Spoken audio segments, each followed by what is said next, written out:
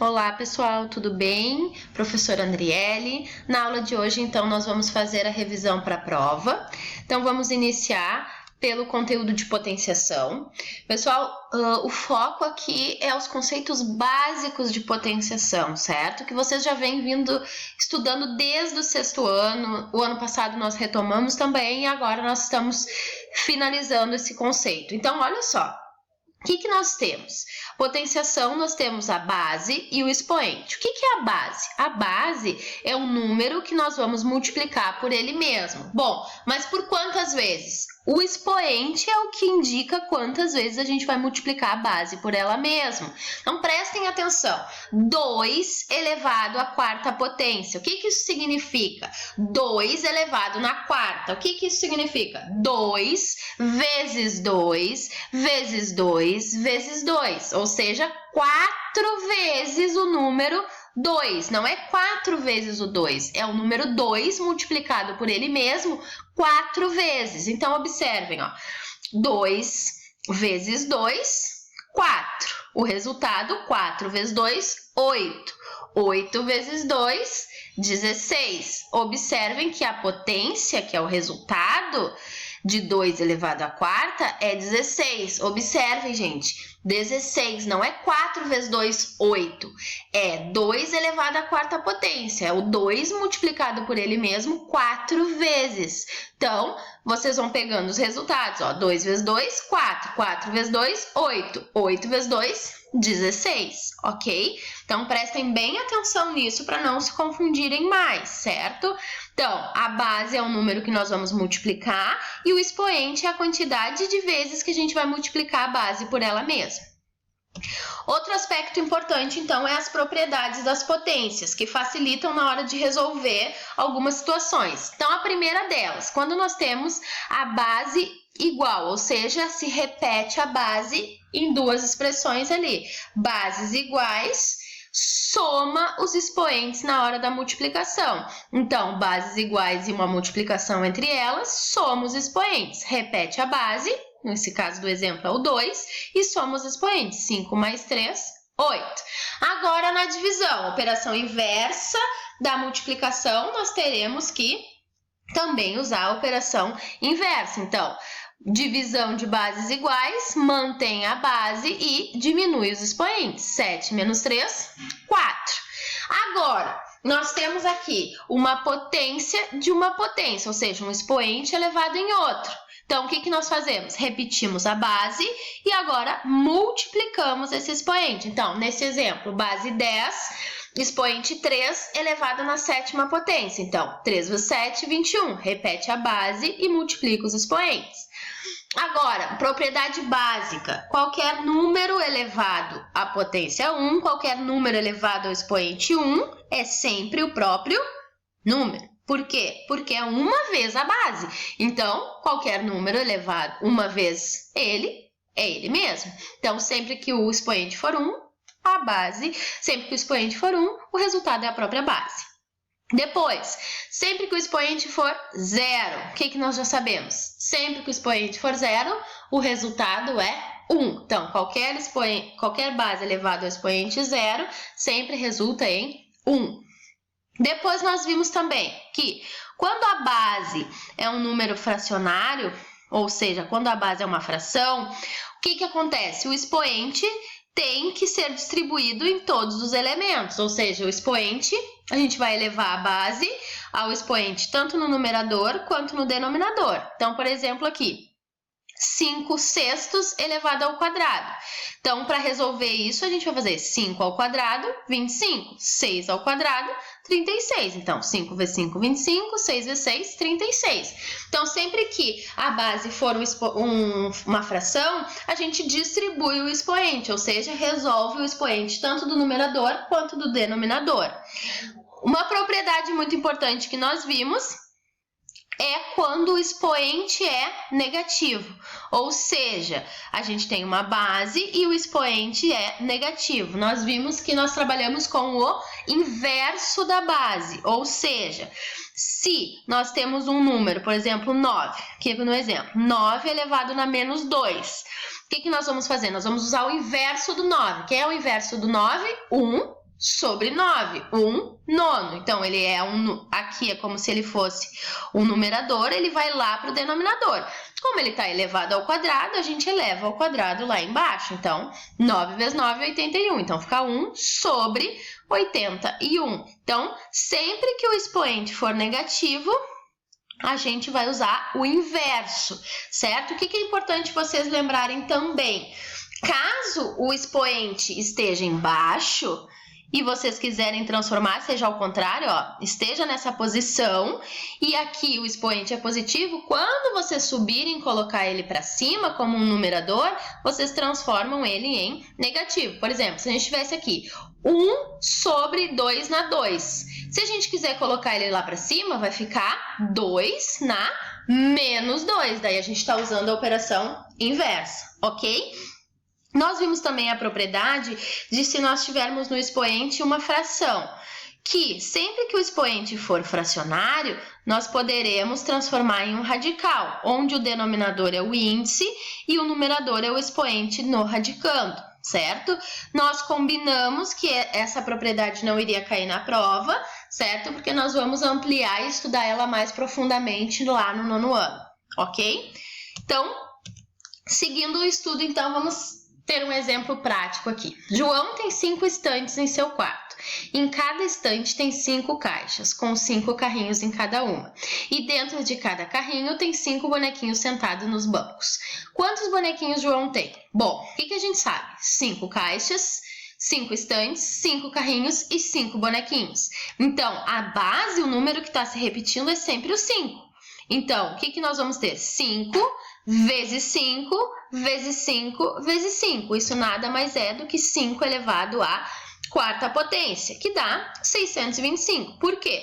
5 vezes 5, 25. 25 vezes 5, 125. 125 vezes 5 vai dar o 625, ok? Então, seguindo, então, para o nosso próximo tópico, é notação científica, que é um tópico muito importante, tem bastante questões na prova, nós estudamos bastante em aula também. Nós vimos o quê? Que nós usamos a notação tanto para expressar números muito pequenos, como para expressar números muito grandes. E o padrão de escrita de uma notação científica é sempre uma multiplicação entre um número, que é o fator multiplicativo, e uma base e uma multiplicação de base 10, ou seja, um número multiplicado por uma base 10 elevado a um expoente. Bom, o que é a principal característica? Esse A, que representa um número qualquer aqui, esse número que está multiplicando na frente da base 10, ele tem que ser maior do que 1, lembram? E ele tem que ser menor do que 10. Então, ele nunca pode chegar no 10. Ele pode ser 9,9999999, mas ele nunca pode ser 10. Mas por que, senhora, nunca pode ser 10? Porque se ele virar 10, nós já estamos trabalhando na base 10 aqui, vai aumentar um expoente aqui. Então, a gente não pode trabalhar com dezenas ali na frente, senão não faz sentido escrever como uma forma de uma multiplicação de base 10. Ok? Então, por isso, ele pode ir até o 9,9999 e também não pode ser menor do que 1, porque senão a gente teria que diminuir um expoente lá da base 10, ok? Então, o que nós vimos, pessoal? Que a gente trabalha a notação muito na transformação e no deslocamento da vírgula. O que nós vimos, então? Que sempre que a gente desloca a vírgula para a esquerda, nós temos um expoente positivo. Sempre que a gente desloca para a direita, nós temos um expoente negativo. Então, vamos lá. 0,025. Bom, esse número tem vírgula, então eu parto dela. Eu quero transformar numa notação científica. Então, esse número na frente da base 10 tem que ser um número maior do que 1. Então, vamos lá. Vamos deslocar duas casas. Bom, 2,5 já é maior do que 1. Então, eu posso botar a vírgula aqui.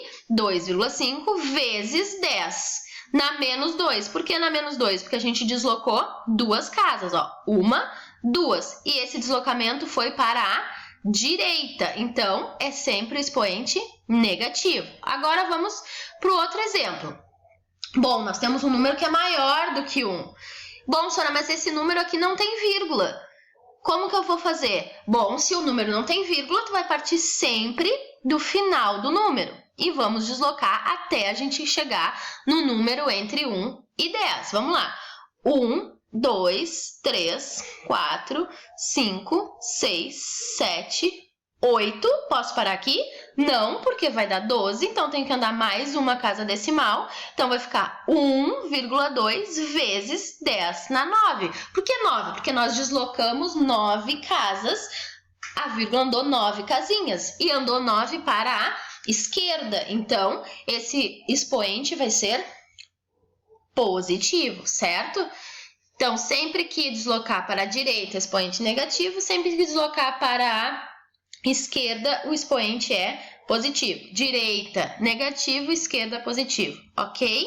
Então, sempre que o número tiver vírgula, parte da vírgula. Se não tiver vírgula, parte sempre do final do número, ok? Sempre lá do final, ok? Então, seguimos adiante, pessoal. Bom, e se nós tivéssemos um processo contrário? Nós tivermos um número escrito na forma de notação científica e nós quisermos chegar no número por extenso. Gente, dica. Primeira coisa, transforma esse número decimal aqui na frente no número inteiro. Então, se eu tenho 1,75, para mim transformar ele no número inteiro, eu vou ter que transformar ele em 175. Então, eu vou ter que deslocar duas casas decimais. Então, 175 vezes 10 na 8. Mas por que 8?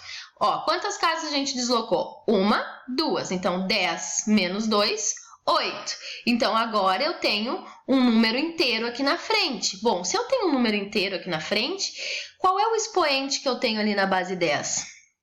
É o 8. Isso quer dizer o quê? Que falta eu compensar 8 casas decimais. Então, essas casas decimais a gente vai colocar com zeros. Então, 8 zeros, ó.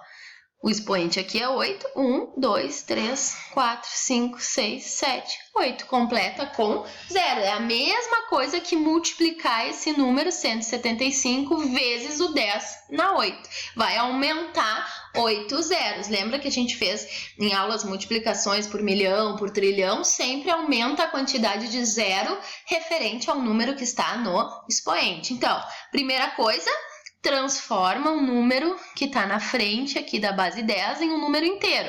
Então, 8,3, a gente vai ter que andar uma casa para ele transformar em 83. Então, 7 menos 1, 6. Depois, 6, base 10, expoente 6, é só adicionar 6 zeros e a gente consegue, então, chegar no número por extenso. É o processo inverso que a gente faz da notação científica. A gente está sempre acostumado a ter um número por extenso e passar para a notação, ok? Isso é bem importante para a prova também, gente. Bom, então, radiciação. Assim como a potenciação, aqui na parte de radiciação, nós vamos trabalhar os elementos muito básicos também. O que nós vimos? Nós podemos ter dois tipos de resultados: as raízes exatas e as raízes não exatas. As raízes exatas, elas vêm da noção de operação inversa da potenciação. Então, sempre que eu tiver uma raiz exata, por exemplo, raiz de 49 é 7, porque 7 ao quadrado é 49.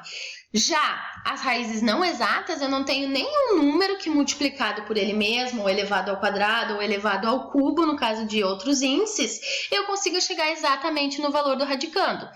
Então, a gente vai trabalhar com valores aproximados. Por exemplo, raiz de 69 é aproximadamente 8,3. E 8,3 está entre o número 8 e o número 9. Bom, a gente pode usar também a ideia de radiciação associada à ideia de área. Então, a área de um quadrado é raiz de 121. Se eu quiser descobrir qual é o lado desse quadrado, basta eu extrair a raiz da área total. Raiz de 121 vai ser 11. Por quê? Porque o lado 11 ao quadrado é 121, ok? Então, a ideia de radiciação também está relacionada à ideia de área. Pessoal, continuamos então a nossa revisão no próximo vídeo, certo?